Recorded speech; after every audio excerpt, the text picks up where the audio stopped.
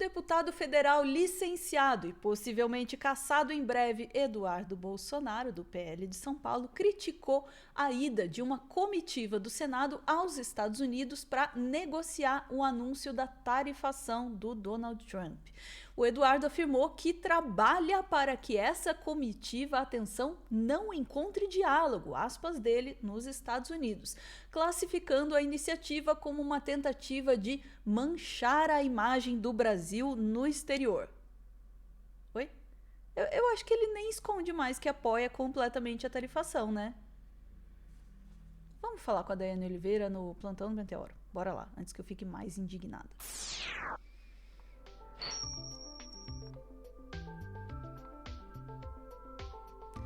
Dai, realmente, Eduardo Bolsonaro não esconde mais que trabalha declaradamente contra o Brasil. Exatamente, Ana. É exatamente isso. É inacreditável porque ele não disfarça em nenhum momento mais o que ele está fazendo contra a pátria brasileira. Dito isso, já é de começo, eu vou te pedir para trazer a matéria, por quê? Porque o Brasil reuniu uma comitiva que reúne direita, esquerda, centro, todo mundo, dentro desse pacote aí, né, de senadores, de autoridades políticas, para negociar a questão da tarifação dos Estados Unidos em loco. Essa comitiva foi aos Estados Unidos para conversar com autoridades e também com empresários. E aí o Eduardo Bolsonaro, a ideia dele de ajudar o Brasil é dizer, sem anistia para o meu pai, ninguém vai negociar nada, tem que falar comigo para negociar. Sim, ele diz isso, exatamente. Ele, inclusive, se acha uma figura master ali desse processo. E ele coloca que, se depender dele, não vai ter diálogo. Então, isso é um absurdo dos absurdos. E a gente pode até dizer, nesse momento, vai gado, tá vendo aí o agro, que vai sofrer bastante com o tarifaço, é da linha dos apoiadores do bolsonarismo, de gente como Eduardo Bolsonaro. E é importante que, nesse momento, eles vejam quem eles apoiaram, quem eles votaram, né?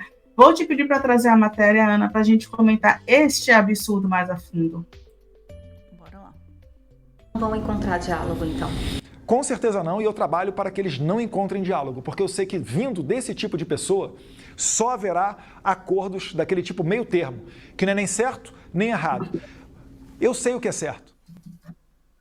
Mariana, Eu sei o que é certo. Eu só tenho uma coisa para dizer a respeito dessa declaração.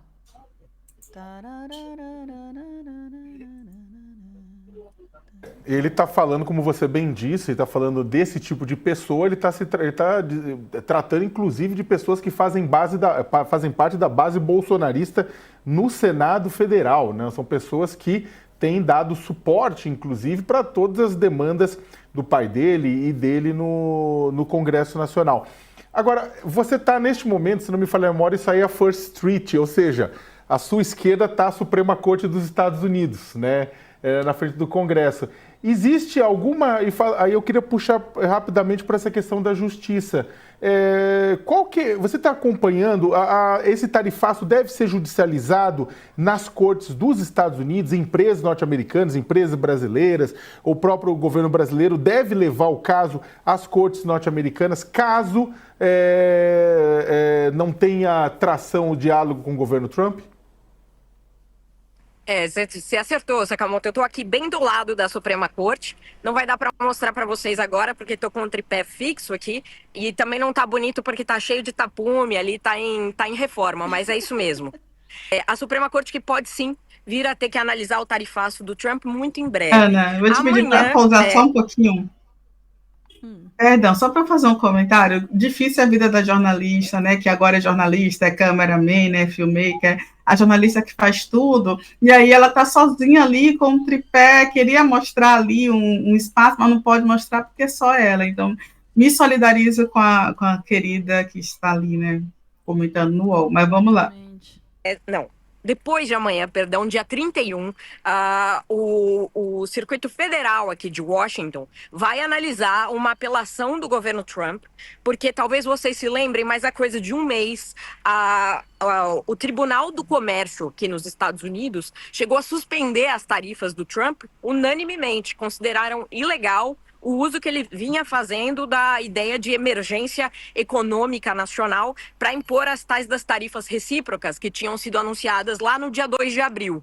Essas tarifas foram suspensas, a administração Trump recorreu e conseguiu manter as tarifas vigentes até que a análise final seja feita. Se o Circuito Federal decidir e houver apelação, essa apelação cairia direto aqui no prédio da Suprema Corte, caso os ministros da Suprema Corte decidam que vão avaliar o caso. Sempre tem que lembrar disso, eles não são obrigados a julgar nenhum caso. Eles decidem se vão julgar o processo ou não.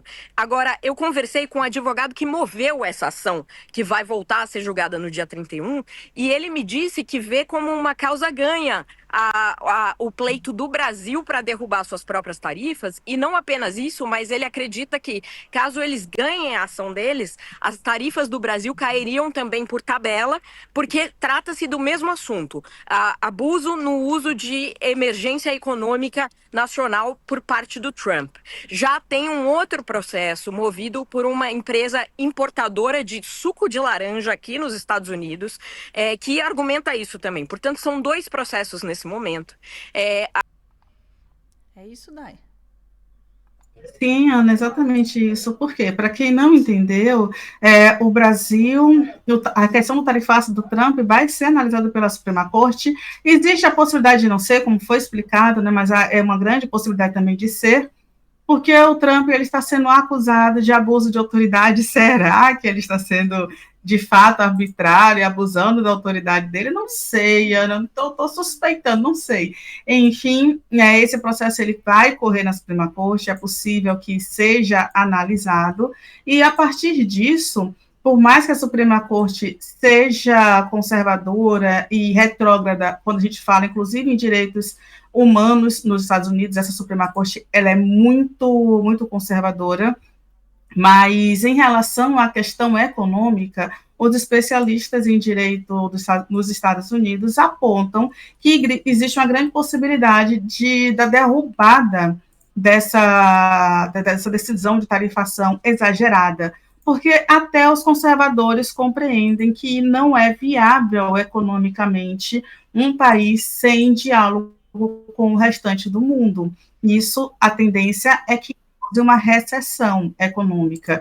E a gente falou aqui, Ana, algumas coisas, inclusive semana passada eu comentei sobre uma mosca, que é chamada de mosca da morte, que vem atingindo o gado na região ali do México. Os Estados Unidos compram bastante gado do México e pode acabar com o desabastecimento de carne bovina nos Estados Unidos.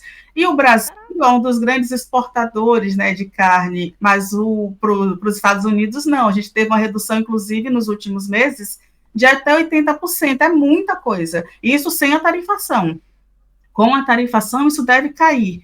Para a gente ter uma noção, mesmo de acordo com as indústrias e o setor do agro, mesmo com essa redução de importação para os Estados Unidos, o Brasil continua com um nível de importação recorde, e isso quer dizer que o Brasil não vai sofrer diretamente como os Estados Unidos acreditavam que o Brasil sofresse. Mas, por exemplo, o quilo da carne bovina dos Estados Unidos já está superando $30. Então, é um valor que é muito acima do que eles costumavam pagar. Então, as pessoas já estão falando de valores acima de 4 a 5 vezes isso para carne nacional. Para carne importada, o valor está ainda maior. Dito isso, por que eu estou trazendo isso? Porque é interessante para os estadunidenses também que acabe as sanções impostas pelos Estados Unidos, por vários efeitos, inclusive efeitos climáticos, por algum desabastecimento do mercado, questões específicas que podem acontecer em algum momento. E aí tem uma questão, tá, Ana? Eu vou te pedir para trazer, voltando para Eduardo Bolsonaro, que é essa pessoa que lesa a pátria, que é essa pessoa que torce contra o Brasil, tem sanções contra o Bolsonaro vindo aí. Se a gente já falou aqui, inclusive, que ele pode não ser, neste momento, condenado ali para um processo de cassação, isso não quer dizer que ele não vai sofrer absolutamente nada, porque o Guilherme Boulos apresentou um pedido aí de sanção administrativa para o Eduardo Bolsonaro enquanto escrivão da Polícia Federal. Para quem não sabe, o Eduardo Bolsonaro é funcionário da Polícia Federal, ele é escrivão da Polícia Federal, acredite, licenciado, volta e meia ele fala da Polícia Federal. E o Boulos entrou com um pedido de exoneração, entrou com uma representação ali para um processo administrativo para que o Eduardo seja exonerado diante das graves ameaças ao Brasil. Então, o Eduardo, que deve ter um pedido de cassação, uma coisa sobre o Eduardo, tá, Ana? Se ele não voltar até o começo de novembro, o mandato dele é cassado. Então, ele não é mais deputado. Se ele for cassado, ele também não vai voltar para o cargo dele se ele for exonerado da Polícia Federal. Então, esse pedido de exoneração é muito importante para o futuro do Eduardo Bolsonaro, porque se ele volta para o Brasil e ele não é preso, por exemplo, ele não vai usar a tornozeleira como pai, ele não volta para o cargo de Eduardo, ou para o cargo de deputado, perdão, de fato, o cargo dele é Eduardo, tá, gente? Porque deputado em si, ele não faz absolutamente nada, ele só atrapalha o Brasil. Mas é exatamente isso, né? E ele também não vai ter como voltar para um cargo de concurso que ele tem, né, que é o cargo de escrivão da Polícia Federal. Que triste a vida do Eduardo, não é? Que triste a vida. Enfim, é isso, Ana. A gente espera que a comitiva que o Brasil possui, que nesse momento tenta articular para que não haja tarifaço, tenha êxito. Porque não é interessante para absolutamente ninguém, mas de qualquer forma, o tarifaço serviu para o Brasil abrir frentes em todo o mundo, inclusive falava assim, né, mas o Trump vai tirar o GPS do Brasil, aí o Brasil vai lá e negocia, inclusive com a tecnologia russa, mas a internet pode também ser tirada do Brasil, aí o Lula já informou, inclusive, que vai aumentar o cabeamento direto da China para o Brasil, então, assim, avanços foram, né, e também com a tecnologia de satélite, avanços foram conquistados a partir de uma quebra ali de soberania estadunidense, porque eles acharam que o Brasil iria se render e, pelo contrário, o Brasil está resistindo bravamente e com estudos de como reverter o que pode ser o tarifaço. Eu estou adorando esse Lula do Velho Testamento, viu, Ana? Olha, Dai, sobre os Estados Unidos primeiro, assim, né? É claro, sempre existe a possibilidade do pessoal de lá aceitar de boa o que está acontecendo, afinal de contas, eles elegeram aquele cara, aparentemente, né? Mas que ele vai sofrer cada vez mais uma pressão interna, né? Vai, porque esse tarifaço não é só ruim para os outros países, é ruim internamente para ele também. Né, para as empresas de lá que importam coisas, ali vão se dar muito mal e ele não consegue sustentar isso. Mas a questão é que ele também não está implementando esses tarifaços da forma como ele está gritando que está implementando, né? Então ele faz o escarcéu todo, já fez esse jogo aí várias vezes, faz o escarcéu todo, aí tem aquele negócio suspeitíssimo lá das especulações financeiras, né, em torno desses anúncios, e depois ele volta atrás, sempre dizendo aí que ele voltou atrás, mas ele saiu é porque ele saiu vencedor, ele conseguiu sair vencedor.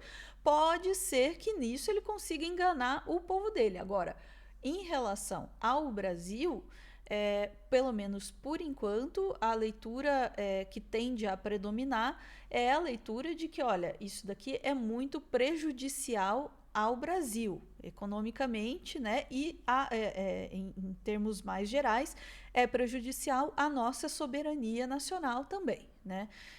Então, você tem aí um país estrangeiro atacando o Brasil e o que é mais grave, atacando o Brasil sob incentivo e colaboração de um brasileiro, de um parlamentar brasileiro que não, por acaso, é filho do grande interessado aí no objeto maior dessa chantagem, porque é isso que está acontecendo, é uma chantagem. Os Estados Unidos dizem para o Brasil, ou vocês livram o Bolsonaro da cadeia, ou eu vou zoar vocês aqui.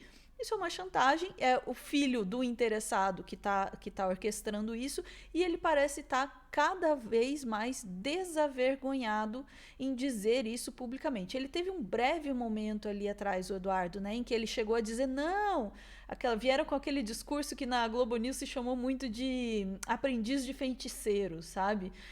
Não, a gente queria que ele fizesse pressão, mas a gente não queria que ele fizesse o tarifaço, não foi culpa nossa. Porque a primeira reação imediata foi uma reação contrária, uma reação, né, de tiro no pé do tarifaço. Agora, me parece que ele já está começando a se acostumar com a ideia e está dizendo, não, eu sou responsável mesmo, e aí pode ter duas leituras possíveis quando eu vejo ele ter esse discurso. Daí.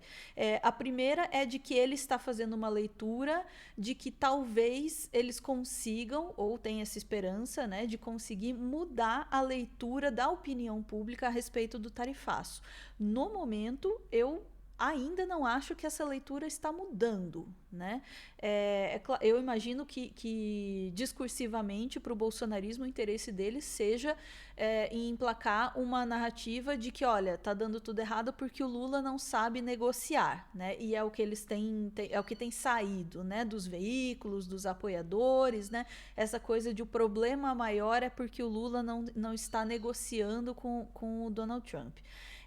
Então essa é a primeira hipótese para essa manutenção do discurso radical do Eduardo Bolsonaro. A minha outra hipótese, correndo um pouco por fora aí, o azarão, é de que o Eduardo Bolsonaro, vendo que está completamente ferrado, que ele não terá condições de voltar ao Brasil, de se candidatar a nada, o dinheiro bloqueado, todas as vias bloqueadas para ele tá indo pro tudo ou nada, tá indo pro dane-se, então vamos lá, vou ser o falastrão da internet aqui, vou fazer minha vida, vou ganhar minha vida com isso, né?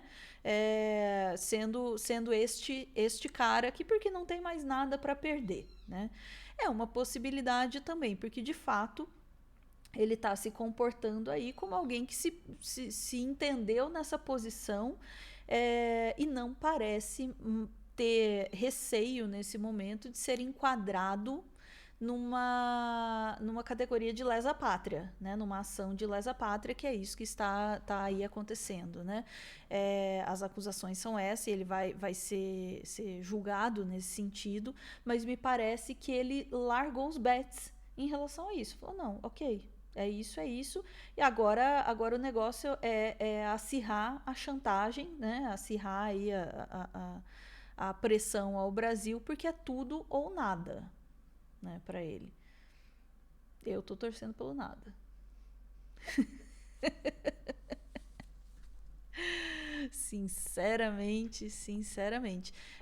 Mas eu acho mesmo que as chances políticas do Bananinha já era. E eu diria as chances da anistia, eu acho que o consenso geral hoje, que as chances da anistia também já eram, né, Dai? Diante disso tudo. Não tem muita solução, não.